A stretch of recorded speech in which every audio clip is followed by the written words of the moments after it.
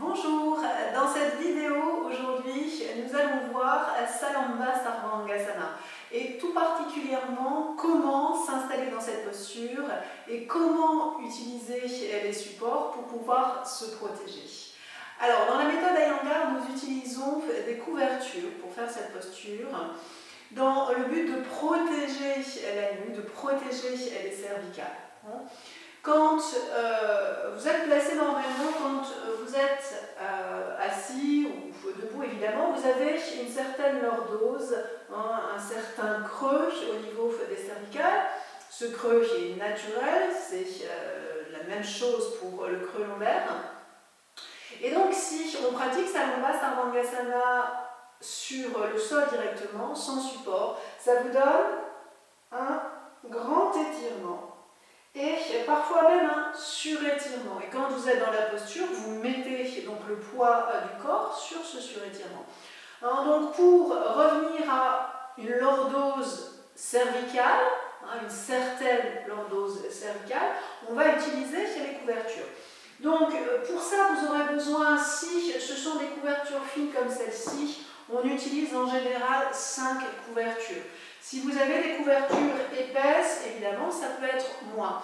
Privilégiez vraiment quelque chose de dense. Ça peut être des couvertures, ça peut être des serviettes éponges. Évitez les couettes parce que ça, évidemment, c'est pas stable du tout. Privilégiez de vraiment mettre des couvertures assez denses. Et si elles sont fines, bien sûr, vous en mettez plus. Donc là, aujourd'hui, je vais utiliser 5 couvertures. Et on va les installer en étant surtout très attentif sur la manière dont vous allez placer cette partie ici, cette partie des couvertures sur laquelle vous viendrez poser les cervicales. Donc on va utiliser le bord arrondi des couvertures parce que c'est bien sûr le plus régulier. On prend une couverture qu'on met au sol, on vient en prendre une deuxième et on vient la placer au-dessus de la première. Et vous alignez les bords arrondis de vos couvertures les uns au-dessus des autres. Vraiment, soyez précis dans la manière dont vous alignez et vous placez vos 5 couvertures de la même manière, les unes au-dessus des autres. Faites attention vraiment à supprimer les plis, surtout de ce côté-ci, là où vous allez vous allonger.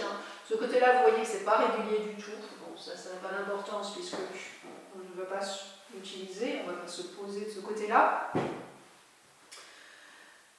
Donc évidemment, cette vidéo s'adresse surtout aux débutants. Nous avons eu l'occasion, juste avant la fin des cours, dans les cours débutants, de voir comment on installait ces couvertures. Donc c'est une révision.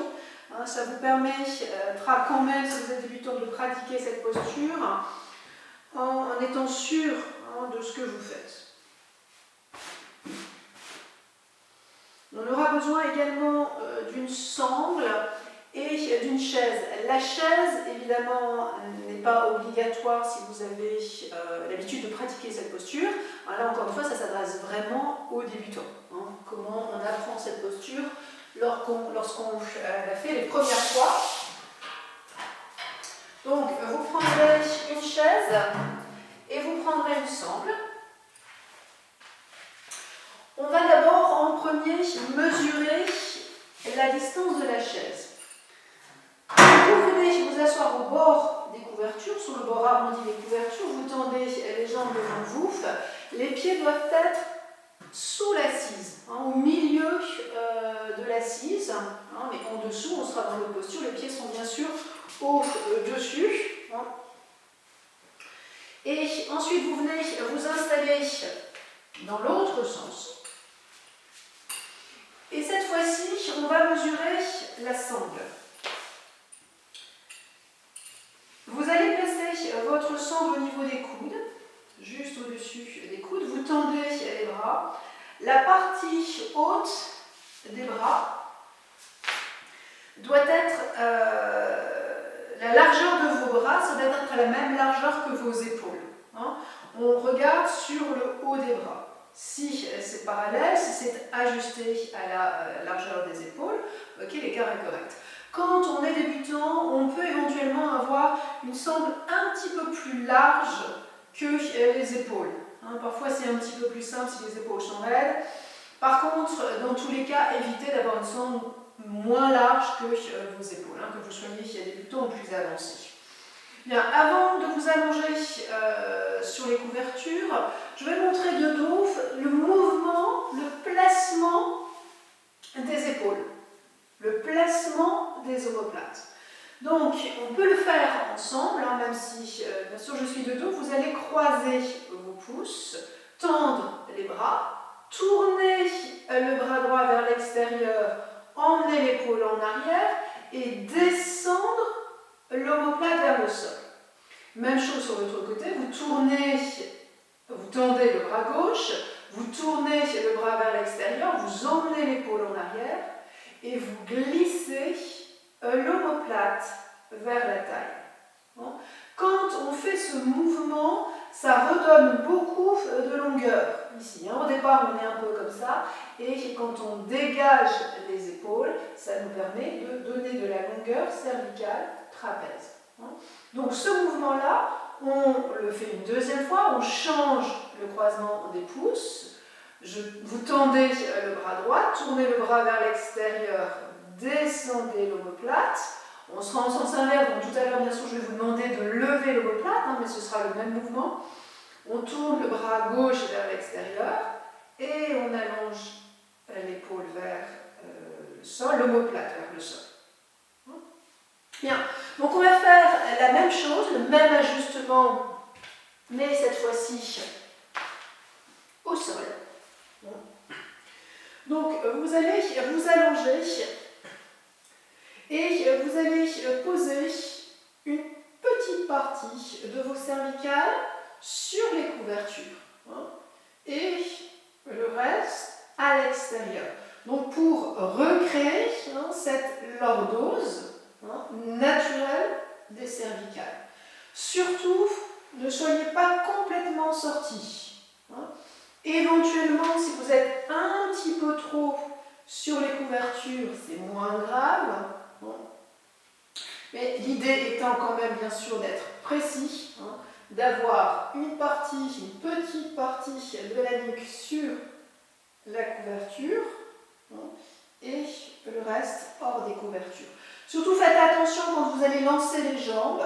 Essayez de contrôler le mouvement parce qu'il arrive régulièrement quand on débute que lorsqu'on amène les jambes vers l'arrière, en fait les épaules glissent en arrière des couvertures. On laisse tout le mouvement emmener le corps, emmener même les épaules. Donc surtout faites attention quand vous lancez les jambes. Vous avez mesuré votre sangle. Vous venez la placer autour du coude, avec le coude droit, puis vous tenez l'autre côté de la sangle dans la main, vous soulevez le bassin et vous placez les mains en coupe inversée au sol. Le bassin est déjà levé, ce sera un peu plus facile pour lancer les jambes. Ensuite, vous lancez les jambes vers l'arrière, vous avez mesuré la distance avec la chaise, vous allez donc normalement, tout naturellement, poser les pieds sur l'assise de la chaise. Vous retournez les orteils, vous venez placer l'autre partie de la sangle dans le coude gauche. Puis là, on va placer nos épaules. Donc quand vous êtes dans la posture, déjà vérifiez que vous avez emmené vos pieds suffisamment loin vers l'arrière pour déjà un peu lever le dos. Puis ensuite, vous croisez vos pouces, vous tendez les bras, tournez le bras droit vers l'extérieur, levez l'omoplate vers le plafond de manière à pouvoir être placé sur l'épaule. Même chose de l'autre côté, tournez le bras gauche vers l'extérieur, levez l'omoplate et venez sur l'épaule. Changez le croisement de vos doigts une deuxième fois. Il y a un peu moins de placement évidemment la deuxième fois. Et ensuite, vous viendrez de préférence mettre les mains sur la chair. Ça glisse moins que sur les tissus. Vous ouvrez les pouces et les index très larges. Et avec les pouces et les index, vous allez faire monter la peau du dos, monter les côtes du dos. Puis ensuite, quand vous avez monté le dos, vous réaplatissez les mains dans le dos. Vous allez ensuite monter la jambe droite tendue vers le plafond. Vous redescendez la jambe droite. Vous montez la jambe gauche tendue. Vous redescendez la jambe gauche. À nouveau, vous montez la jambe droite. Et si vous pouvez, vous montez la jambe gauche. Donc là, vous constaterez assez vite que dans cette posture, les mains ont toujours envie de glisser vers le bassin. Très régulièrement, vous les descendrez vers les omoplates. Et vous ferez monter le dos, la peau, les muscles et les côtes du dos. Ce qui va vous permettre d'élever un petit peu plus les jambes vers le plafond et surtout de ramener plus de poids vers vos coudes. Évitez surtout, ne soyez pas comme ça dans cette posture. Là, vous avez le poids du corps sur les épaules et sur les cervicales. En descendant les mains et en levant le dos, ramenez vos jambes vers les coudes. Pressez les coudes dans le sol, tendez vos jambes vers le plafond. Tournez les cuisses vers l'intérieur. Pour ça, vous allez séparer un petit peu vos jambes. Tournez les cuisses vers l'intérieur et allongez l'intérieur de vos jambes vers le plafond. Puis ensuite, vous resserrez les jambes. Vous descendrez la jambe droite, tendue. La jambe gauche, tendue. Vous enlèverez la sangle. Attention, c'est très important. Enlevez toujours la sangle avant de revenir. Vous déroulez tranquillement le dos. Vous replacez les mains en coupe inversée au sol pour pouvoir accueillir le bassin. Vous laissez la tête se soulever. Vous posez les pieds au sol. Vous reposez la tête là où vous êtes, au sol, et vous posez les mains sur l'abdomen. Restez respirer un moment en observant la profondeur de l'inspiration lorsque vous revenez de cette posture.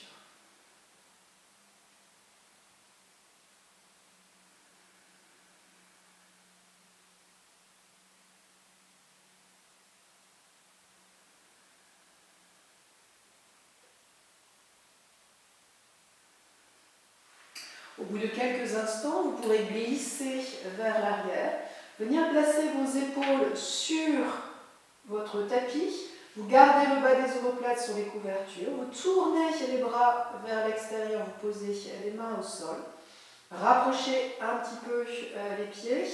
Si vous avez le dos sensible, rapprochez les pieds et collez les deux genoux l'un contre l'autre, les pieds larges.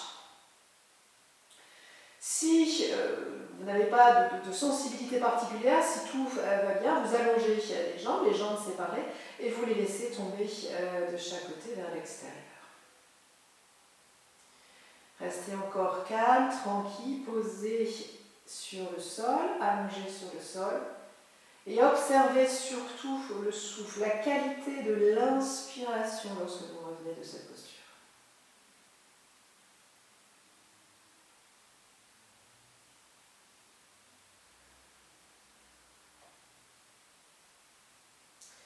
Pour sortir, vous pliez les jambes, vous tournez sur le côté droit, vous prenez appui avec la main gauche et vous revenez vous asseoir. Bien, donc là vous avez vu comment on installe les supports, comment on pratique dans la posture. Donc évidemment, si vous êtes débutant, habituez-vous à ça.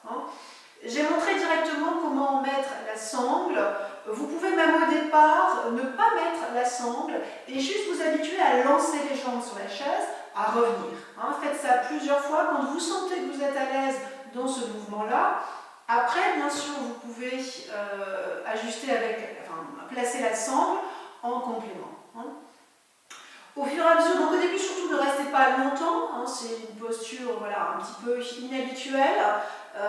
Restez juste un tout petit peu, vous pouvez même ne pas monter les deux jambes au début si vous êtes inconfortable, et vous verrez au fur et à mesure qu'on pratique, on est de plus en plus à l'aise, et bien sûr après quand on est à l'aise on peut rester beaucoup plus longtemps, voire même au bout d'un moment si vous sentez que vraiment la posture commence un peu être plus facile, plus aisé, hein, en fonction des morphologies bien sûr aussi, vous pouvez enlever la chaise et dans ces cas-là, vous aurez les pieds au sol quand vous les lancez vers l'arrière.